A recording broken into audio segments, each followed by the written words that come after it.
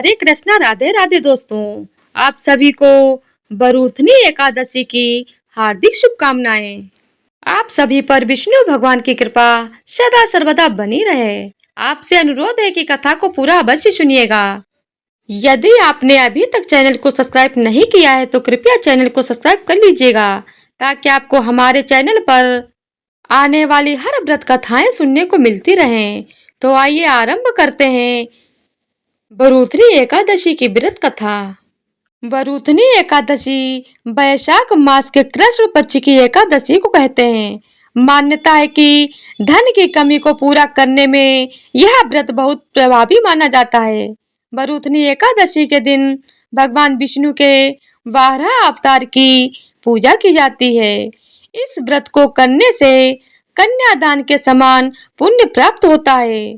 तो आइए आपको बताते हैं बरूथनी एकादशी की व्रत कथा विस्तार से।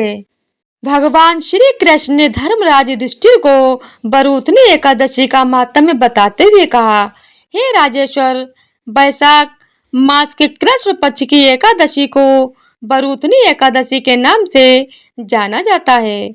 यह सौभाग्य देने वाली, सब पापों को नष्ट करने वाली, अंत में मोक्ष को देने वाली है।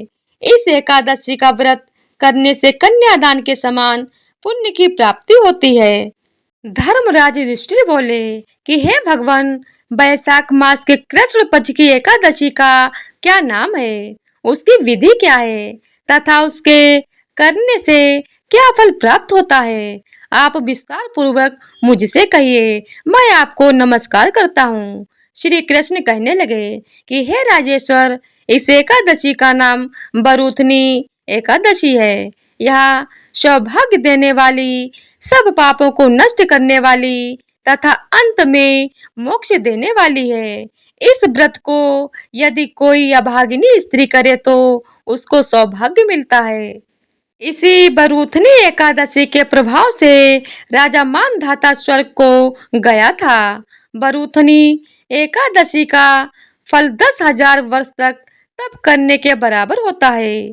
कुरुक्षेत्र में सूर्य ग्रहण के समय एक मन स्वर्ण दान करने से जो फल प्राप्त होता है, वही फल बरूथनी एकादशी के करने से मिलता है।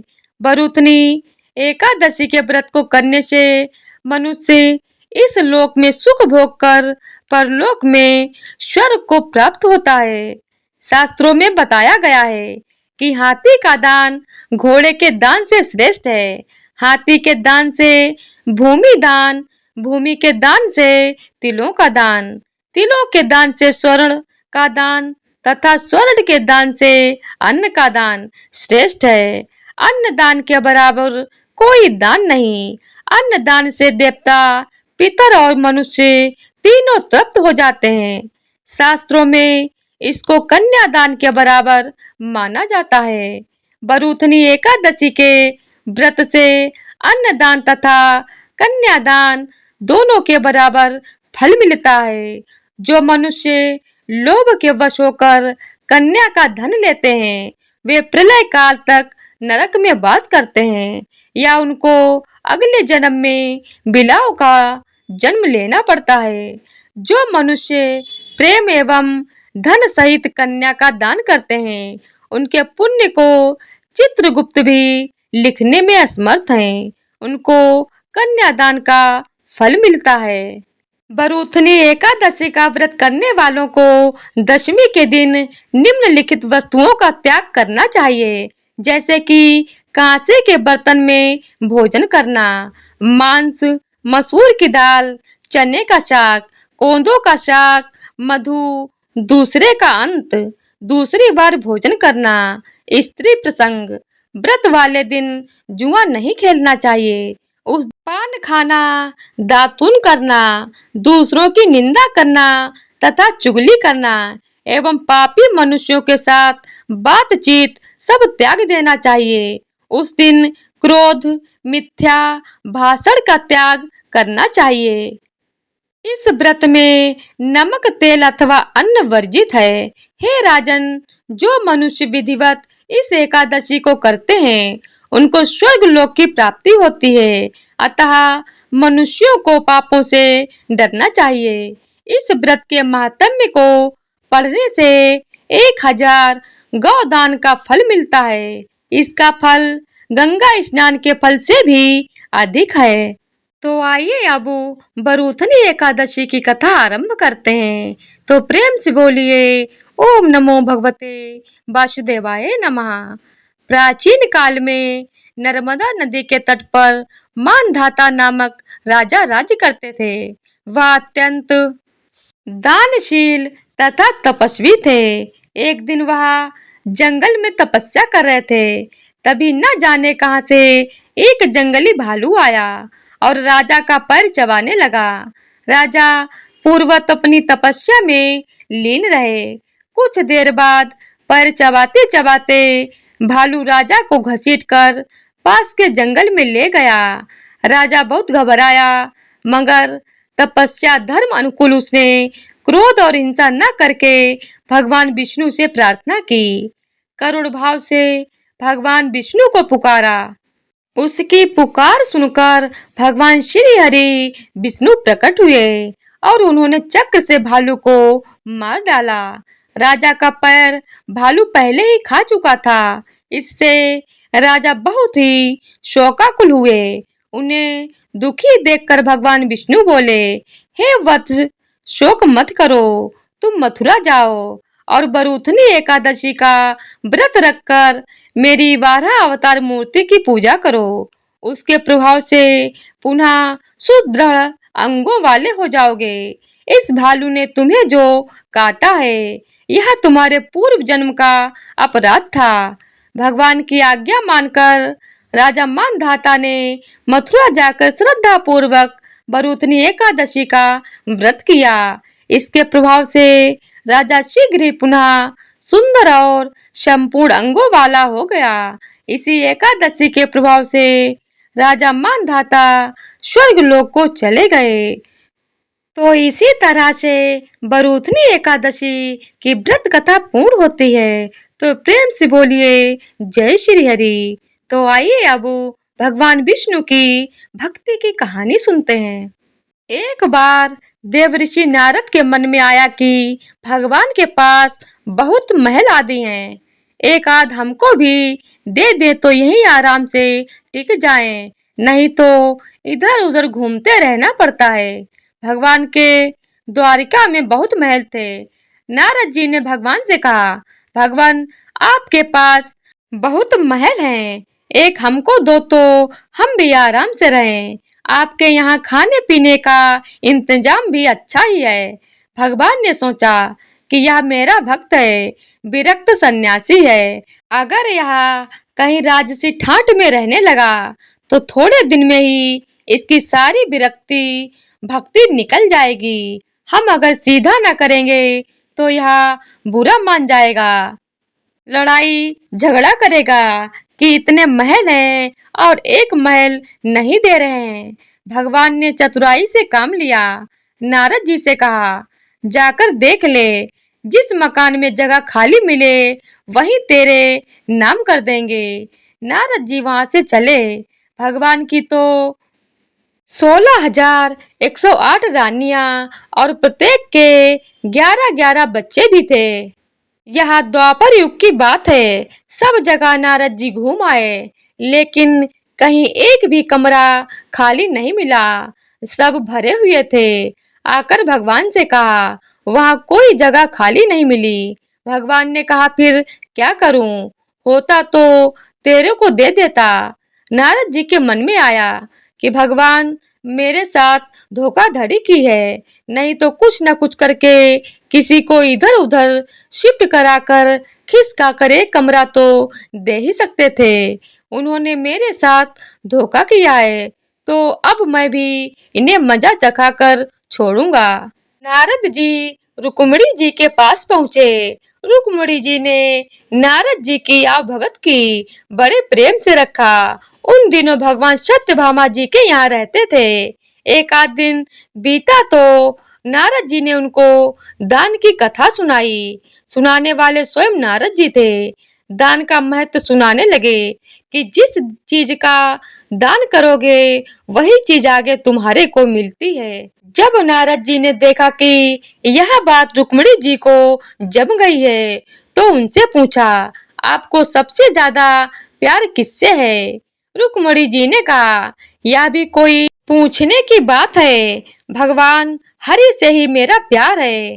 कहने लगे, फिर आपकी यही इच्छा होगी कि अगले जन्म में तुम्हें वो ही मिले। रुक्मिणी जी बोली, इच्छा तो यही है। नारद जी ने कहा, इच्छा है तो फिर दान कर दो, नहीं तो नहीं मिलेंगे। आपकी सौतें भी बहुत हैं और उनमें से किसी ने पहले दान कर दिया फिर उन्हें मिल जाएंगे, इसलिए दूसरे करें इससे पहले आप ही कर दें। रुक्मिणी जी को बात जम गई कि जन्म जन्म में भगवान मिले तो दान कर देना चाहिए। रुक्मिणी जी नारद जी से संकल्प करा लिया। अब क्या था, नारद जी का काम बन गया। वहां से सीधे सत्यभामा जी के महल में पहुंच गए और भगवान से कहा कि उठाओ कमंडलू और चलो मेरे साथ। भगवान ने कहा, कहाँ चलना है, बात क्या है? नारद जी ने कहा, बात कुछ नहीं, आपको मैंने दान में ले लिया है। आपने एक कोठरी भी नहीं दी थी, तो अब मैं आपको भी बाबा बनाकर पेड़ के नीचे सुलाऊंगा। नारद जी ने सारी बात कह सुनाई। भगवान ने कहा, रुक्मिणी ने दान कर दिया है तो ठीक है, वह पटरानी है, उससे मिल तो आए। भगवान ने अपने सारे गहने गांठे, रेशम के कपड़े सब खोलकर सत्यभामा जी को दे दिए और बलकल वस्त्र पहनकर, भस्मी लगाकर और कमंडलू लेकर वहां से चल दिए। उन्हें देखते ही रुक्मिणी जी के होश उड़ गए। पूछा, हुआ क्या है? भगवान ने कहा, पता नहीं, नारद जी कहते हैं कि तूने मेरे को दान में दे दिया है। रुक्मिणी ने कहा, लेकिन वे कपड़े गहने कहाँ गए? उत्तम केसर को छोड़कर या भस्मी क्यों लगा ली? भगवान ने कहा, जब दान दे दिया तो अब मैं उसका हो गया, इसीलिए अब के ठाट बाट नहीं चलेंगे। अब तो अपने भी बाबा जी होकर जा रहे हैं। रुक्मिणी ने कहा, मैंने इसीलिए थोड़े ही दिया था कि ये ले जाएं। भगवान ने कहा, और काहे के लिए दिया जाता है? इसीलिए दिया जाता है कि जिसको दे दो वह ले जाए।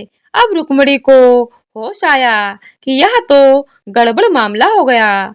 रुक्मिणी ने नारद जी से कहा, यह आपने मेरे से पहले नहीं कहा, अगले जन्म में तो मिलेंगे सो मिलेंगे, अब तो हाथ से ही खो रहे हैं। नारद जी ने कहा, अब जो हो गया सो हो गया, अब मैं ले जाऊंगा। रुक्मिणी जी बहुत रोने लगी। तब तक हल्ला गुल्ला मचा तो और सब रानियां भी वहां इकट्ठी हो गईं। सत्यभामा, जामवंती सब समझदार थीं। उन्होंने कहा, भगवान एक रुक्मिणी के पति थोड़े ही हैं, इसीलिए रुक्मिणी को सर्वथा दान करने का अधिकार नहीं हो सकता, हम लोगों का भी अधिकार है। नारद जी ने सोचा, यह तो घपला हो गया। कहने लगे, क्या भगवान के टुकड़े कराओगे? तब तो 16,108 हिस्से होंगे। रानियों ने कहा, नारद जी कुछ ढंग की बात करो। नारद जी ने विचार किया कि अपनों को तो महल ही चाहिए था और यही यहाँ दे नहीं रहे थे। अब मौका ठीक है, समझौते पर बात आ रही है। नारद जी ने कहा, भगवान का जितना वजन है उतने का तुला दान कर देने से भी दान मान लिया जाता है। तुला दान से देह का दान माना जाता है, इसीलिए भगवान के वजन का सोना हीरा पन्ना दे दो। इस पर सब रानियां राजी हो गईं। बाकी तो सब राजी हो गईं, लेकिन भगवान ने सोचा कि यह फिर मोह में पड़ रहा है, इसका महल का शौक नहीं गया। भगवान ने कहा, तुला दान कर देना चाहिए, यह बात तो ठीक है। भगवान तराजू के एक पलड़े के अंदर बैठ गए, दूसरे पलड़े में सारे गहने हीरे पन्ने रखे जाने लगे। लेकिन जो ब्राह्मण को पेट में लेकर बैठा हो उसे द्वारिका के धन से कहाँ पूरा होना है। सारा का सारा धन दूसरे पलड़े पर रख दिया, लेकिन जिस पलड़े पर भगवान बैठे थे वह वैसा का वैसा नीचे लगा रहा, ऊपर नहीं हुआ। नारद जी ने कहा, देख लो, तुला तो बराबर हो नहीं रहा है, अब मैं भगवान को ले जाऊंगा। सब कहने लगे, अरे कोई उपाय बताओ। नारद जी ने कहा, और कोई उपाय नहीं है। अन्य सब लोगों ने भी अपने अपने हीरे पन्ने लाकर डाल दिए, लेकिन उनसे क्या होना था, वो तो त्रिलोकी का भार लेकर बैठे थे। नारद जी ने सोचा, अपने को अच्छा चेला मिल गया, बढ़िया काम हो जाएगा। उधर औरतें सब चीख रही थीं। नारद जी ने प्रसन्नता के मारे इधर उधर टहलने लगे। भगवान ने धीरे से रुक्मणी को बुलाया। रुक्मणी से कहा, कुछ तो ढंग निकालिए, आप इतना भार लेकर बैठ गए, हम लोगों का क्या हाल होगा। भगवान ने कहा, यह सब हीरे पन्ने निकाल लो, नहीं तो बाबा जी मान नहीं रहे हैं। यह सब निकाल कर तुलसी का एक पत्ता और सोने का एक छोटा सा टुकड़ा रख दो, तो तुम लोगों का काम हो जाएगा। रुक्मणी ने सबसे कहा कि यह नहीं हो रहा है, तो सब सामान हटाओ। सारा सामान हटा दिया गया और एक छोटे से सोने के पतरे पर तुलसी का पत्ता रखा गया, तो भगवान के वजन के बराबर हो गया। सबने नारद जी से कहा, ले जाओ, तुलादान हो गया। नारद जी ने खूब हिला डुला कर देखा कि कहीं किसी ने कोई डंडी तो नहीं मार ली। नारद जी ने कहा, इन्होंने फिर धोखा दिया, फिर जहाँ के तहाँ यह लेकर क्या करूँगा। उन्होंने कहा, भगवान, यह आपने अच्छा नहीं किया है, केवल घर वालों की बात सुनते हैं, मेरी तरफ देखो। भगवान ने कहा, तेरी तरफ क्या देखूं, तू सारे संसार के स्वरूप को समझकर फिर मोह के रास्ते जाना चाहता है, तो तेरी क्या बात सुनूं। तब नारद जी ने समझ लिया कि भगवान ने जो किया सो ठीक किया। नारद जी ने कहा, एक बात मेरी मान लो, आपने मेरे को तो तरह तरह के नाच अनादि काल से नचाए, और मैंने तरह तरह के खेल आपको दिखाए, कभी मनुष्य, कभी गाय इत्यादि पशु, कभी इंद्र, वरुण आदि। संसार में ऐसा कोई स्वरूप नहीं जो 84 के चक्कर में किसी ने न किसी समय हर प्राणी ने नहीं भोग लिया। अनादि काल से यह चक्कर चल रहा है, सब तरह से आपको खेल दिखाया, आप मेरे को तो ले जाते रहे और मैं खेल करता रहा। अगर आपको मेरा कोई खेल पसंद आ गया हो तो आप राजा की जगह पर हैं और मैं ब्राह्मण हूँ, तो मेरे को कुछ इनाम देना चाहिए। वह इनाम यही चाहता हूँ कि मेरे शोक मोह की भावना निवृत्त होकर मैं आपके परम धाम में पहुंच जाऊं। और यदि कहो कि तूने जितने खेल किए सब बेकार हैं, तो भी आप राजा हैं। जब कोई बार बार खराब खेल करता है तो राजा हुक्म देता है कि इसे निकाल दो। इसी प्रकार यदि मेरा खेल आपको पसंद नहीं आया है तो फिर आप कहो कि इसको कभी संसार की नृत्यशाला में नहीं लाना है, तो भी मेरी मुक्ति है। भगवान बड़े प्रसन्न होकर तराजू से उठे और नारद जी को छाती से लगाया और कहा, तेरी मुक्ति तो निश्चित है। तो प्रेम से बोलिए, लक्ष्मी नारायण की जय हो। जय श्री हरि। तो आज की वीडियो अगर आप लोगों को पसंद आई हो तो वीडियो को लाइक, शेयर और चैनल को सब्सक्राइब कर दीजिएगा। धन्यवाद।